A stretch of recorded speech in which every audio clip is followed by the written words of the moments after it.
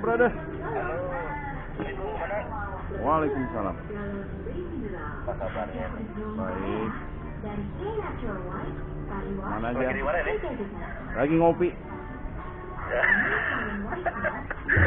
Bener. Iyalah, ngopi rutinitas. Kerja formalitas. Ngopi rutinitas. Mana? Perintah. Lagi di base camp nih, Bang. Base camp. Belum sempet merapat ke situ. Apa? Pengen futsal, di situ masih ada futsal? Masih. Futsal, bulu tangkis ada. Lagi yang Bang? Santai piket. Santai piket. Ya, mantap. Perintah bos. Gimana nih kabar-kabarnya nih? Pariwisata gimana pariwisata? Masih dalam tahap pembangkitan, Bang. Tapi udah mulai jalan. Sebagian udah, alhamdulillah. Udah mulai ada kegiatan lah. 1, 2, tapi belum senormal seperti biasanya. Lama ya pandemi ini. Luar biasa. Segera berakhir. Pandemi. Udah divaksin? Belum? Belum, kemarin baru pendataan aja nih. Baru minggu ini kali ya, datang untuk pariwisata. Mudah-mudahan disegerakan lah. Oke. Biar bisa beredar lagi. Kemana aja nih? Gimana? Ada perintah buat saya? Gua pengen sering-sering aja, Bang, tentang ini kan sekarang lagi rame-ramenya nih, yang tentang beredarnya video relawan tuh. Kacamata dari abang ini gimana nih kira-kiranya? Apa tuh relawan? Yang ini, yang kemarin kan sempat viral juga, yang waktu di apa di Padalarang. Terus yang pengawal ambulan, Bang, tentang pengawal ambulan. Oh. Karena kan gue juga tergabung di relawan tersebut, Bang. Ya. Makanya pengen sharing nih dari abang. Gimana sih tanggapannya gitu kan? Apa aja yang sebenarnya itu tuh diperbolehkan apa enggak gitu kan? Gitu ya. Jadi udah di-share tuh video-videonya tuh, Bang. Oh gitu. Boleh dicek. Di WA. Di WA. Ya.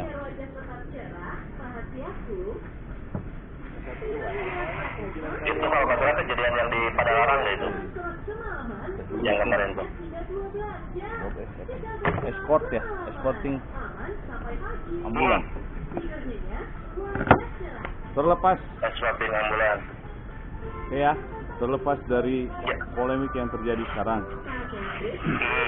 Kalau hasil penyidikan kita ya, memang relawan secara sukarela mereka tergerak untuk membantu, ya kan?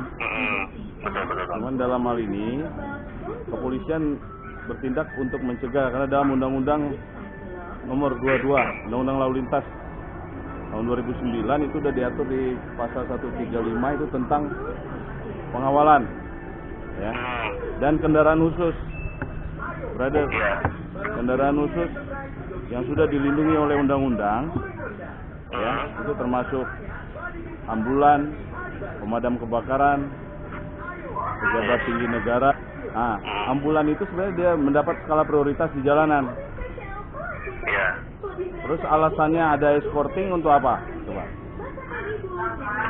Sebenarnya kalau kita lebih ke sosial pribadi ya, Bang, untuk escorting ini, karena kan timbulnya dari awal mulanya mungkin karena kan gue juga baru-baru tergabung ini di escorting ini. Karena kan timbulnya dari kurang kesadarannya masyarakat terhadap ambulan itu sendiri. Makanya Masyarakat maksudnya pengguna jalan. Betul. Ya. Masyarakat ya. Pengguna jalan yang lain ya, tidak memberikan prioritas ya. Betul sekali. Karena kan ini sebenarnya menjadi masih polemik ya sampai sekarang. Dari ini kemarin kan sempat ada juga yang viral yang lagi ambulan yang lagi bawa pasien ibu hamil terjebak di, kalau nggak salah itu di Samsat, lampu merah Samsat deh. Sampai supirnya teriak-teriak kan. Udah diimbau pakai toa tapi tidak ada direspon. Sampai yang di depan itu yang pakai truk kalau nggak salah sampai turun untuk membuka jalan. Nah, hal-hal seperti itulah yang membuat relawan ini tergugah hatinya untuk membantu sesama, gitu kan. Meskipun kecamatan kan misalnya dari pihak kepolisian itu jelas melanggar peraturan ya Bang ya. Sedangkan di kecamatan dari dari relawan itu lebih ke sosial aja. Kita bukannya menghakimi ya, dalam artian tindakan yang dilakukan kepolisian itu pencegahan. Betul. Ya. Tempat juga saya pernah nemukan itu ada anak di bawah umur yang belum punya SIM. Ya kan? Alasannya ya sama, terpanggil secara nurani untuk membantu. Ya. Seyogianya memang ambulan itu udah kendaraan khusus dilengkapi dengan isyarat dari lampu dan sirine ya.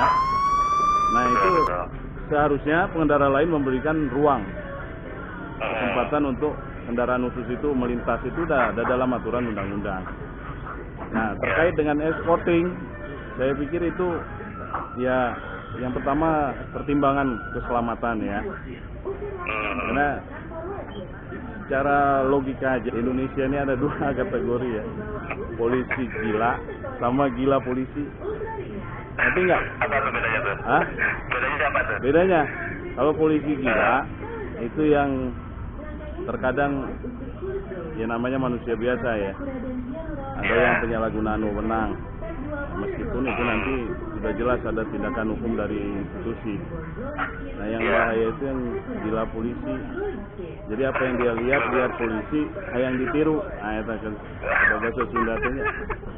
Yang niru. Akhirnya mereka pasang lampu strobo, pasang sirine. Polisi aja tidak semata-mata langsung di bagian pengawalan. Dari orang sipil dibentuk dulu, daftar dulu, memenuhi syarat dulu, baru lulus jadi polisinya kan setelah pendidikan. Iya. Habis itu dikategorikan lagi, ada yang keahlian di bidang reserse kriminal, ada yang di bidang lalu lintas dan lain-lain. Nanti di lalu lintas juga ada spesifik lagi, diseleksi lagi, ada yang khusus pengawalan, ada yang registrasi identifikasi kendaraan, ada bagian laka lantas. Nah, ini kan aneh, anak di bawah umur karena lihat polisi kayak gitu ditiru gitu kan, terus tiba-tiba langsung action di jalan ya, lihat berhenti segala macam ya. Semata-mata polisi hanya mencegah ya, jangan sampai mereka meluapkan keinginannya, meskipun dalam hal ini berbicara soal nurani, tapi kan terkadang aspek keselamatannya mereka abaikan. Iya. Gitu. Dan jelas pelanggaran undang-undang terkait kendaraannya. Mereka menggunakan lampu isyarat dan sirine itu sudah melanggar undang-undang. Itu di bidang lalu lintas ya. Betul. Begitu brother. Jadi ya kalau mereka punya uang lebih ya mending buat santunan aja, kalau memang mampu ya mending buat reading, nikmati aja selama pandemi ini. Gak usah yang aneh-aneh deh. Polemik di Indonesia ya gitu ya. Suka muncul tiba-tiba hal-hal aneh, nanti bersentuhan dengan Mungkin abang ada saran nih dari pihak abang atau dari pihak kepolisian buat teman-teman relawan nih, apa kedepannya tindakan apa yang harus kita lakukan istilahnya, karena kan kalau meskipun ini bertentangan ya bang ya, kapan dengan adanya sosial ini kan istilahnya nggak mungkin lah kalau sampai seperti itu nggak ada gitu kan, pasti ada aja gitu kan. Tapi himbauan yang jelas, himbauannya seperti apa nih? Ya baiknya sih dialihkan ya, tidak perlu lagi untuk escorting. Juga kirim apa nih, form apa, permohonan ya, pengajuan. Iya. Itu dari siapa tuh, dari pihak ambulannya atau dari komunitas? Jadi gini, seperti ini itu kan semata-mata relawan itu ngawal gitu kan, tanpa ada tujuan jelas. Nah kebanyakan yang dilakukan sekarang itu karena kita kan tergabung di via WhatsApp group bang, jadi sudah ada dapat juga beberapa pengurus, lalu juga misalkan kita bekerja sama juga dengan beberapa misalkan rumah sakit atau driver ambulan yang ketika membutuhkan hal yang sangat urgensi itu, ketika ada rujukan dari rumah sakit apa gitu kan, biasanya infonya itu dari driver bang, diinformasikan kepada kita via WA. untuk pengawalan, ya via WA. Jadi ditujukan kepada di-share di WhatsApp group untuk meminta pengawalan menuju ke tempat yang dituju, begitu. Nah, kalau driver ambulannya kayak gitu berarti belum memenuhi standarisasi dong dianya. Dia merasa terbantu ya, kenapa nggak minta ke yang berwenang, ya kepolisian, kalau memang itu sifatnya urgent kan? Karena mungkin merasa dari kedekatan juga bang bisa terjadi gitu kan. Ada juga misalkan karena kan banyak pendapat atau opini masyarakat sebenarnya terhadap pihak kepolisian. Padahal ada juga kenapa sih nggak pihak kepolisian aja yang ngawal gitu kan, sedangkan relawan tidak diperbolehkan. Sedangkan tugas kepolisian itu nggak hanya untuk pengawal ambulan aja kan bang ya. Gitu kan. Nah hal itu banyak sekali muncul opini-opini baru dari masyarakat hal seperti itu. Kayak halnya dengan driver yang tadi meminta untuk tim relawan untuk pengawalan ambulan. Nah, kalau mungkin kedekatan dari asosiasinya atau misalkan kedekatan pribadi itu kan bisa terjadi juga bang. Iya. Dan ya, nanti kita lanjut lagi ya. Yang jelas terlepas dari kedekatan pribadi ataupun itu, tugas polisi lalu lintas kan ada di jalan tuh. Ya. Pasti akan dibantu baik kelancarannya meskipun tidak dikawal. Tugas polisi baik turjawali, pengaturan, penjagaan, pengawalan, patroli. Itu tugas utama polisi lalu lintas. Gitu. Sebenarnya ya itulah polemik ya. Kalau drivernya udah sekali dua sisi begitu, intinya polisi faktor keselamatannya itu yang kita khawatirkan. Siapa yang akan bertanggung jawab apabila terjadi sesuatu terhadap yang bersangkutan, ya terutama yang terlibat dalam escorting itu. Kalau pelanggaran lalu lintasnya udah jelas itu penggunaan kendaraan pribadi dilengkapi dengan lampu dan sirine. Kemudian kewenangan untuk memberhentikan atau menjalankan itu kan diatur dalam undang-undang, itu polisi lalu lintas. Itu sudah diatur oleh negara. Jadi kita bicara secara logis aja lah ya, nggak usah satu ini, bahwa di negara ini sudah diatur semua. Apa yang dibuat dalam undang-undang pasti demi kepentingan masyarakat. Nah, terlepas dari itu tinggal masyarakat yang bersentuhan langsung. Contoh tadi pengguna jalan yang lain, kan pada saat permohonan dia bikin SIM layak mengendarai kendaraan, kan itu diajarkan bahwa apabila ada kendaraan khusus yang dilindungi oleh undang-undang, maka mereka harus memberikan prioritas, memberikan ruang untuk kendaraan itu melintas. Nah, itu ya, intinya etika berlalu lintas harus ditanamkan. Terlepas dari anak-anak yang tadi, anak-anak atau adik-adik kita itu ya memang perlu dalam pembinaan lagi ya. Intinya itu udah jelas. Ya fatal ya. Apakah perlu tentangnya sosialisasi terhadap masyarakat bang, misalkan dibikin beberapa himbauan gitu?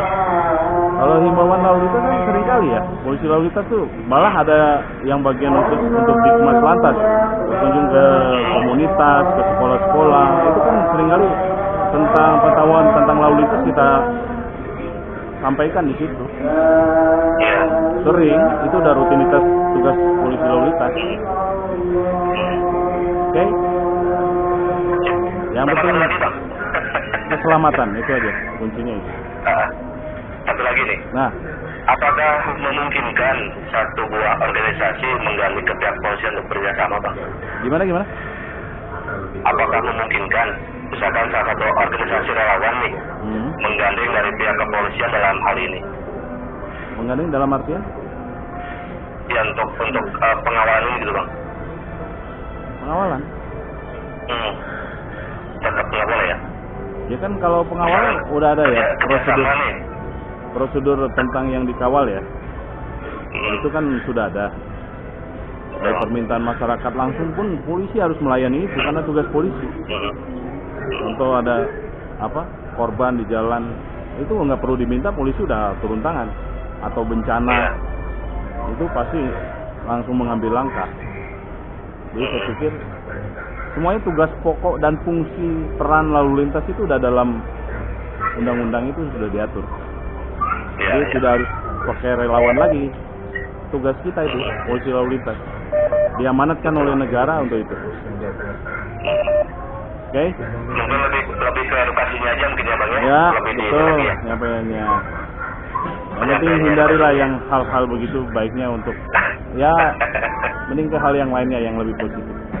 Karena Siap bang. ambulan itu sudah dilindungi undang-undang. Dan yang Oke. pengguna jalan yang tadi yang disampaikan teman-teman itu, ya seharusnya itu pengguna jalan yang lain memberikan ruang. Yang nggak ngasih ruang berarti dia belum punya SIM tuh orang. Belum memenuhi syarat untuk berkendara. Itu kan? Simpel sebenarnya. Aturan itu dibuat wah pertimbangannya udah sangat matang. Perwakilan di DPR sana tuh udah punya pertimbangan itu.